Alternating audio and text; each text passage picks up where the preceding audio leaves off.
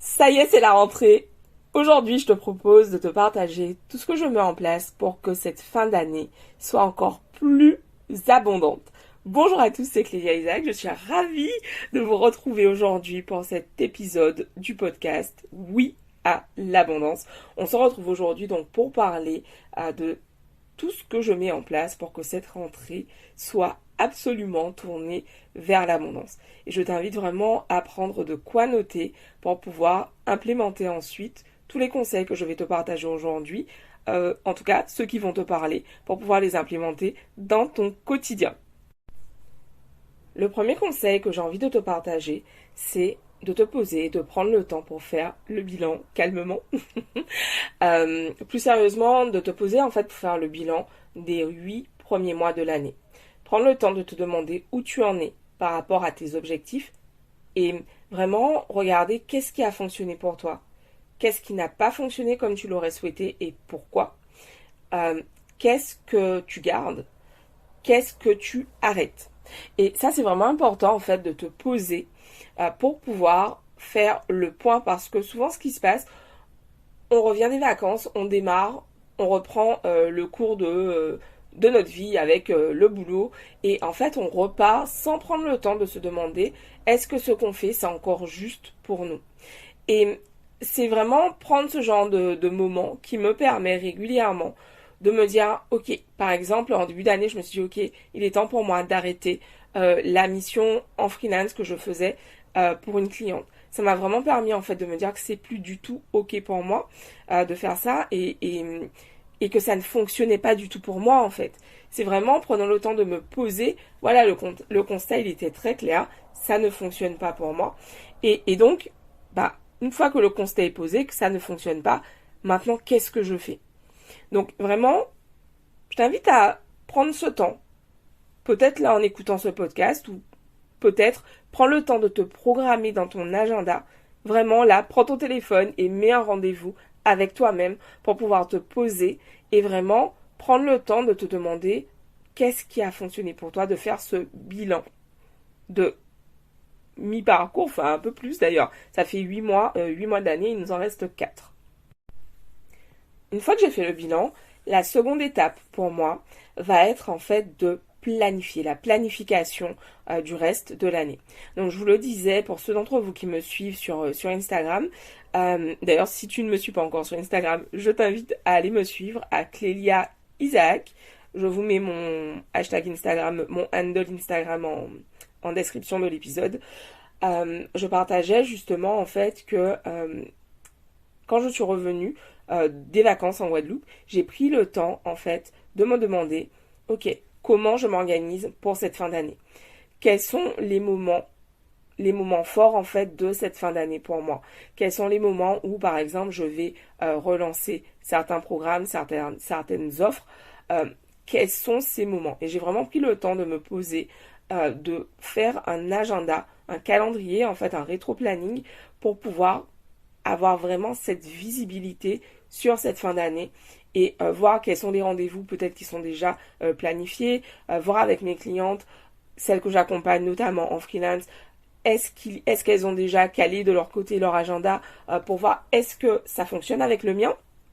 Parce que c'est ça aussi quand on travaille en freelance, quand on a des clients pour qui on effectue des missions, en fait, ça va te demander de justement tenir compte de ton agenda euh, en intégrant tout ce que tu prends comme mission.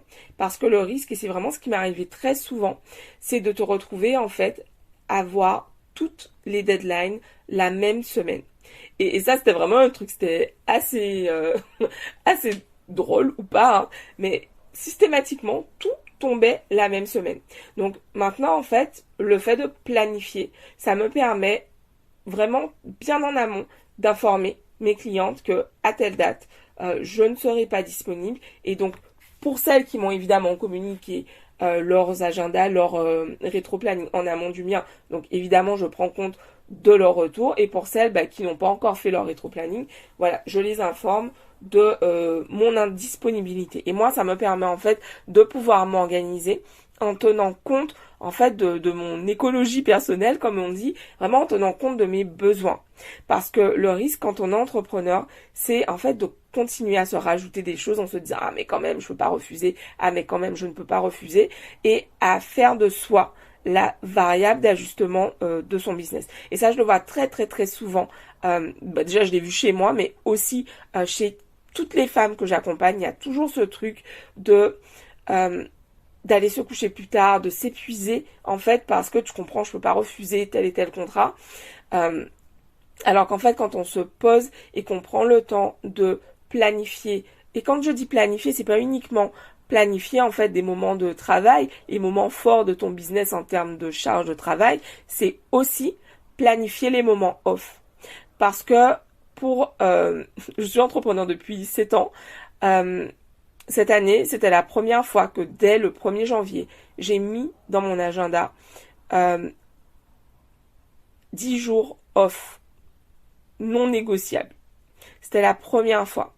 Et à la base, j'avais dit que j'allais prendre un mois. Au final, je les ai pris. Mais fin juin, j'avais quand même réussi à grignoter sur ce mois pour qu'il ne reste que 10 jours. Donc, vraiment, je t'invite à planifier le temps de pause dont tu as besoin. Peut-être qu'aujourd'hui, tu sais pas forcément quels sont tes besoins en termes de coupure. Moi, du coup, ce que je fais, je sais que je tiens bien en fait sur une longue période. Par contre, ce que j'ai fait cette année, c'est vraiment me dire, ok, je ne prends plus de rendez-vous le samedi et le dimanche. Je ne prends plus de rendez-vous le samedi et le dimanche.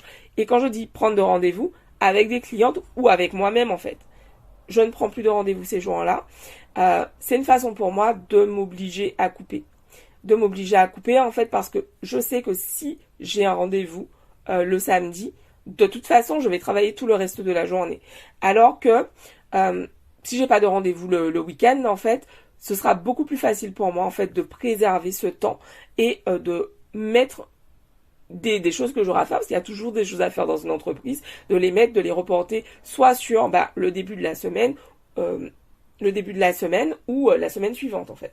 Donc ça me permet vraiment de garder beaucoup plus de temps pour moi.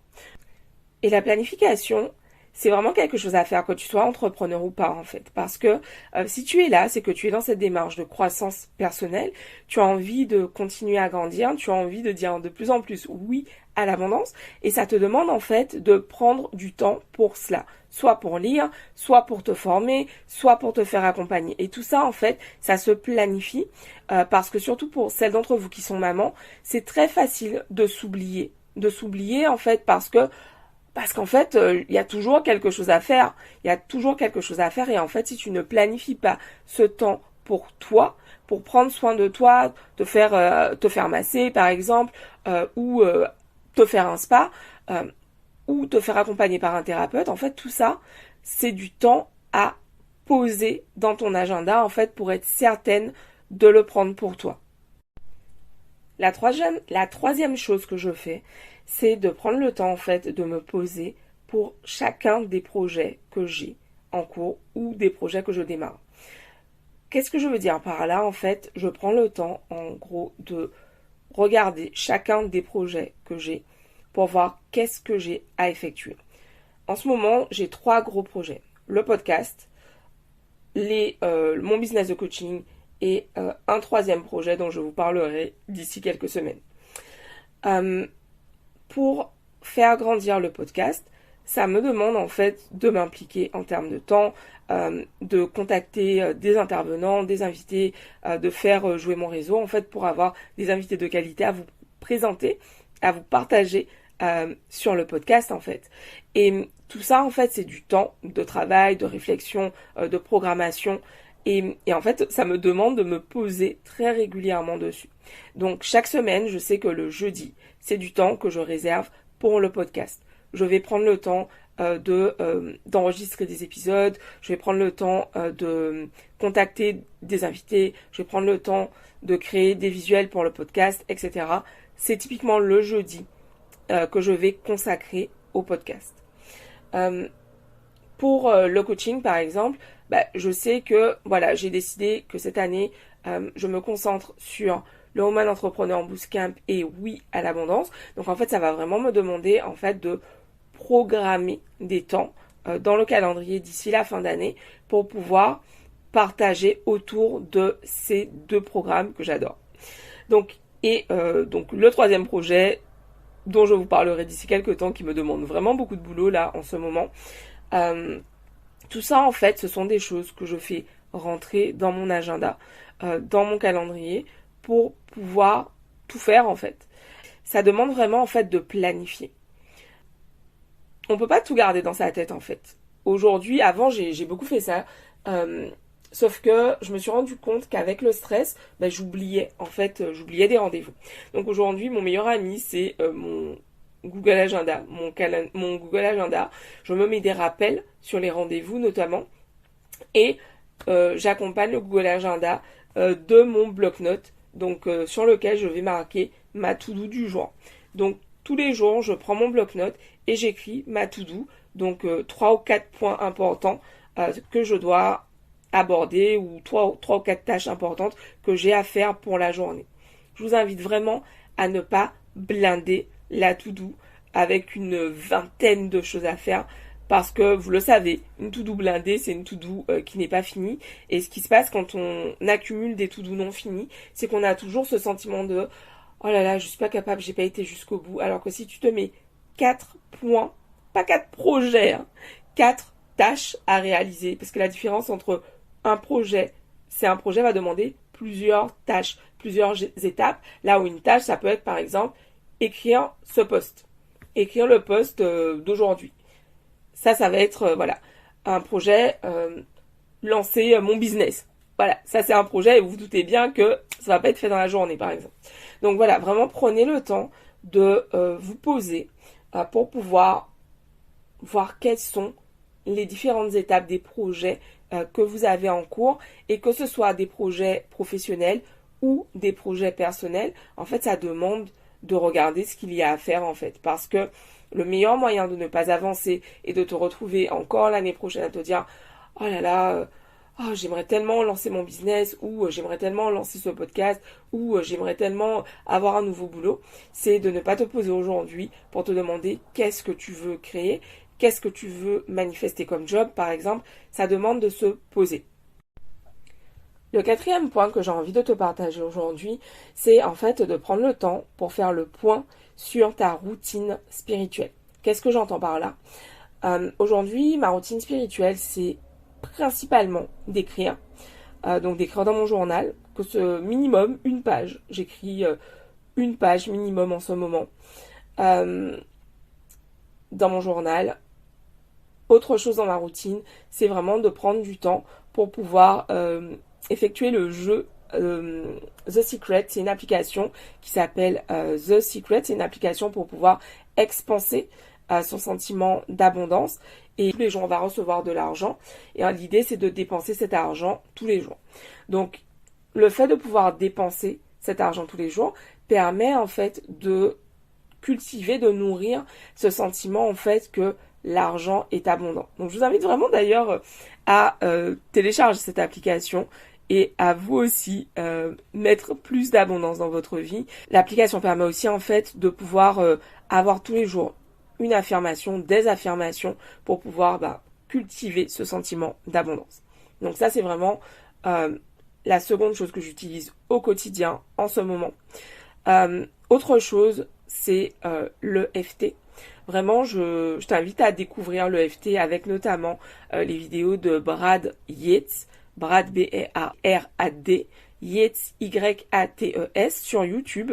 En fait, le FT, c'est du ping, c'est-à-dire que tu vas venir taper sur des méridiens en disant des phrases pour pouvoir en fait te libérer. Ce qui se passe quand tu fais une séance EFT, en fait, c'est que ça met en mouvement, ça met du mouvement en fait dans ton corps. Donc ça, c'est vraiment un outil que j'utilise également en ce moment avec la méditation et le fait de lire tous les jours l'affirmation, un paragraphe de Tosha Silver que nous avait recommandé Anne-Claire Méret dans le cadre de la formation de coaching que j'ai faite l'an dernier. Donc vraiment, ça c'est ma routine en ce moment. Depuis le début de la semaine, je rajoute de la respiration, donc de la cohérence cardiaque associée à l'abondance. C'est-à-dire, dans ma formation Level Up, je vous en avais parlé au tout début du podcast, je vous demandais comment est votre respiration d'abondance. Et donc, en début de semaine, j'avais une session de coaching avec une de mes collègues coach, Marion, qui me dit « Ah mais tiens, ce serait top en fait que tu puisses associer la cohérence cardiaque et justement cette respiration d'abondance. » Je me répète donc que j'inspire l'abondance et que j'expire les peurs, les doutes.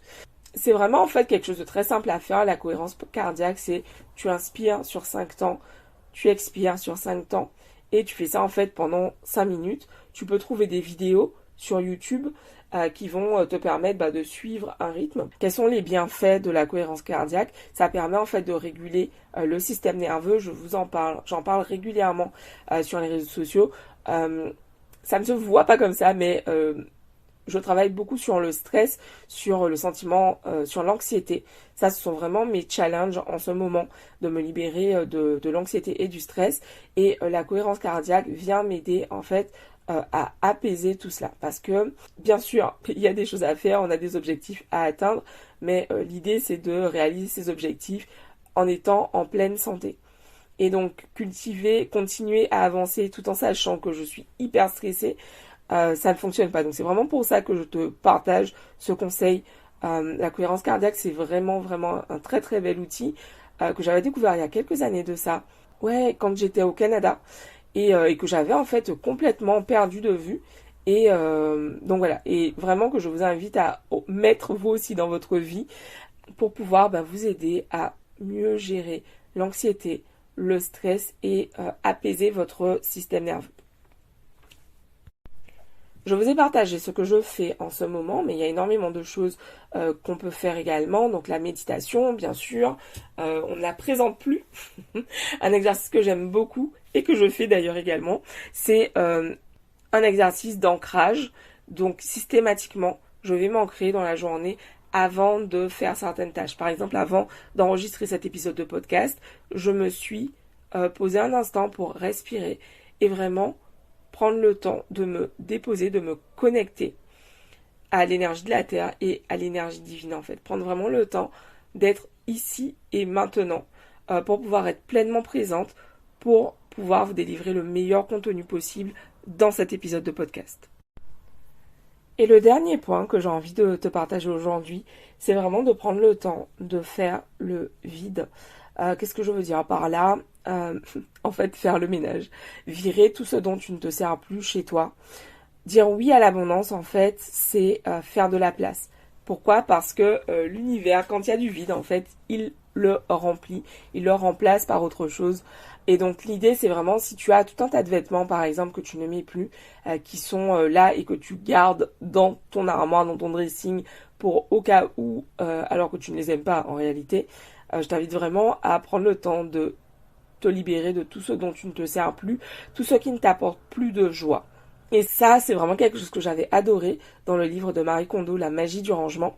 Elle expliquait en fait qu'avant, quand elle faisait justement ces séances de decluttering, de grand ménage en fait, elle prenait chaque objet et elle se demandait si cet objet lui apporte encore de la joie. Est-ce que ça t'est déjà arrivé, par exemple, de sortir de ton dressing une robe ou un haut que t'as pas mis depuis super longtemps, et en fait tu portes ce truc toute la journée et en rentrant te dis oh là là, je me suis pas sentie belle aujourd'hui, etc. Souvent c'est parce qu'en fait cet objet ne t'apporte plus de joie. Et ça, ce sont vraiment des choses que j'ai notées depuis que j'avais lu ce livre il y a une dizaine d'années. En fait, régulièrement, je fais le tri dans ma garde-robe en prenant le temps de me demander est-ce que j'aime encore certains objets, et je fais le vide. C'est la dernière chose que je t'invite à faire pour pouvoir aborder cette rentrée de façon plus sereine. Donc évidemment, l'idée n'est pas de te surcharger en mettant d'un coup toute ta maison sans dessus-dessous, mais tu peux par exemple démarrer par une pièce. Moi j'avais bien avancé avant de partir en vacances, du coup je vais poursuivre.